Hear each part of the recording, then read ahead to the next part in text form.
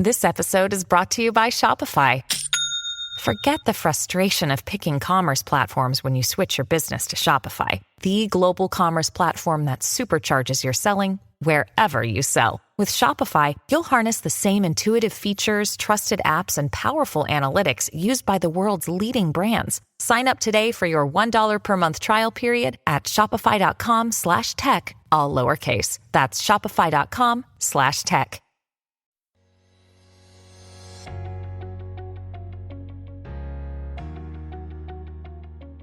Hi, I'm Howard Mortman, host of C-SPAN's The Weekly. Q&A is taking a summer break, must be nice, and I wanted to share with you one of my most recent episodes. Q&A will be back with new episodes on September 11th.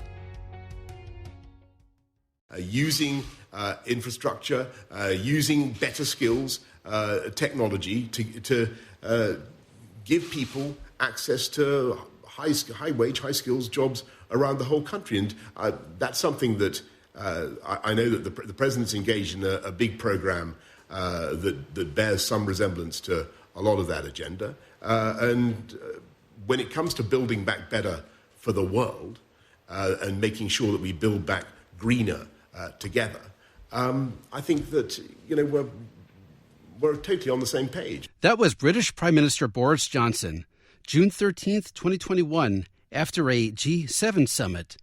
Boris Johnson's slogan, "Build Back Better," was familiar to an American audience, sounding like American President Joe Biden.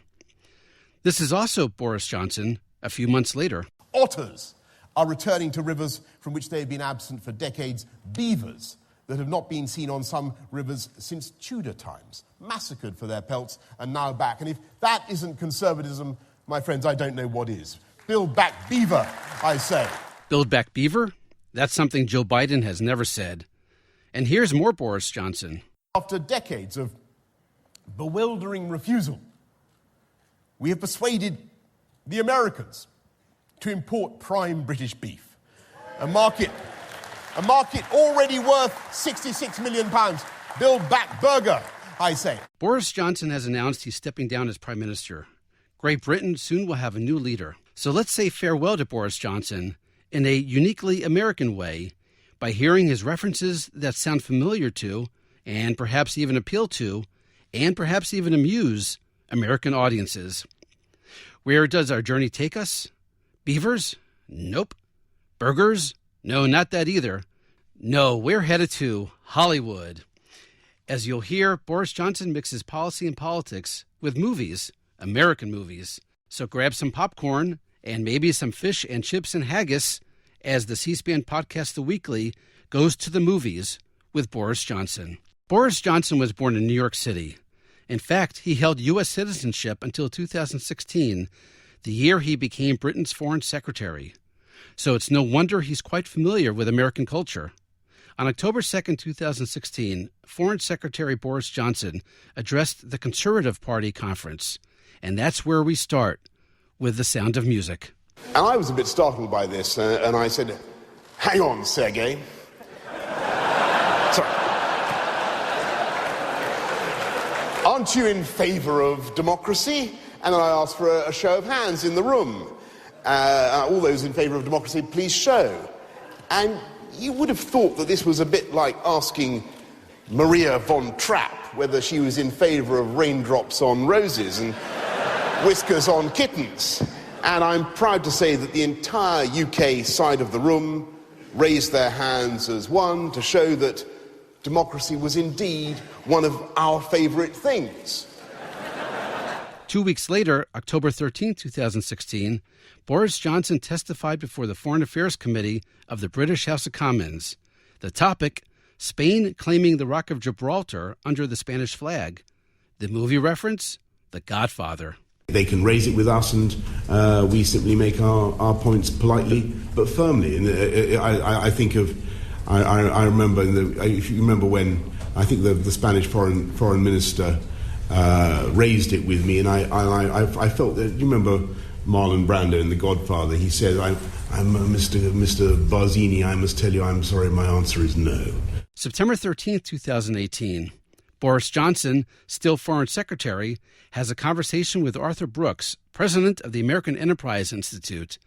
The event starts in Washington, D.C., and ends up in Star Wars.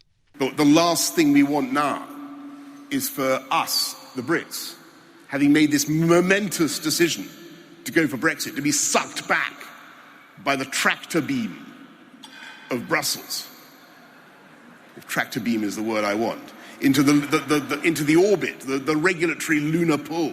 Brussels is the Death Star, in case you're not following the reference. I lived in Brussels. My daughter was born in Brussels. Some of his best friends are in Brussels. October 30th, 2019. Now Boris Johnson is Prime Minister. It's the final Prime Minister's questions for Speaker John Bercow, himself a lively and boisterous character. Boris Johnson offers tribute to Speaker Bercow. The movie reference?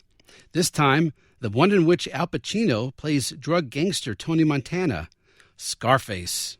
But, Mr. Speaker, I know the whole House will want to join me in recording that after 10 tumultuous years, this is your last Prime Minister's questions. And as befits a distinguished former Wimbledon competitor, you have sat up there in your high chair, and not just as an umpire, ruthlessly adjudicating on the finer points of parliamentary procedure with your trademark Tony Montana scowl, Mr. Speaker. In that same farewell speech to John Bercow, Boris Johnson made the bold pivot from Scarface to Blue Eyes. He invoked a legendary singer who appeared in over 40 movies. Please give a warm The Weekly welcome to the chairman of the board, Frank Sinatra. And you have cared so deeply for the rights of backbenchers that you've done more than anyone since Stephen Hawking to stretch time in this particular session. And as we come to the end of what must be the longest retirement since Frank Sinatra, Mr. Speaker. September 22nd, 2021, Prime Minister Boris Johnson is addressing the United Nations. He goes Hollywood once again, this time with a movie the General Assembly probably had never heard cited before, the Muppet Movie. And when Kermit the Frog sang, "It's not easy being green." You remember that one? I want you to know that he was wrong. He was wrong. It is easy. It's not only easy, it's lucrative and it's right to be green. Although he was also unnecessarily rude to Miss Piggy, I thought, Kermit the Frog. But it is easy to be green. We have the technology, as we used to say when I was a kid. We can do it. By the way, if you listen closely, at the end you heard a hint of the $6 million man. We have the technology. 30 seconds later, a rhetorical leap from the Bionic Man to an ancient Greek tragedy playwright.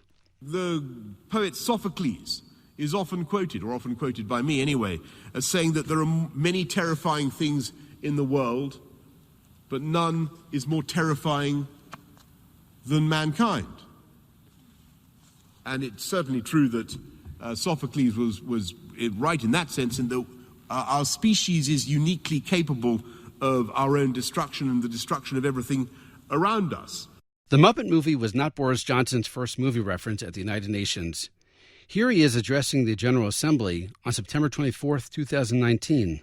As new technologies seem to race towards us from the far horizon, we strain our eyes as they come to make out whether they are for good or bad, friends or foes. AI. What will it mean? Helpful robots washing and caring for an aging population, or pink-eyed Terminator sent back from the future to cull the human race? Of course, the Terminator had red eyes, not pink. But no worries. Johnson nailed the Terminator reference during his final Prime Minister's questions, July 20th, 2022. Mission largely accomplished. For now, I want to thank you, Mr. Speaker. I want to thank all the wonderful staff of the House of Commons. I want to thank all my friends and colleagues. I want to thank my right friend opposite, Mr. Speaker. I want to thank everybody here, and hasta la vista, baby. Thank you. Now, a bonus clip. Don't want you to think all of Boris Johnson's pop culture references are American. He goes British, too. Still familiar, though, to American audiences. Like this one at a UN climate change conference in Scotland on November 1st, 2021. You'll recognize the famous British movie spy series. Welcome to Glasgow, and to Scotland, whose most globally famous fictional son is almost certainly a man called James Bond, who generally comes to the climax of his highly lucrative films strapped to a doomsday device, desperately trying to work out which coloured wire to pull to turn it off, while a red digital clock ticks down remorselessly to a detonation that will end human life as we know it. And one more when he addressed the Conservative Party conference, October 2nd, 2019. If Parliament were a reality TV show, then the whole lot of us, I'm afraid, would have been voted out of the jungle by now. But at least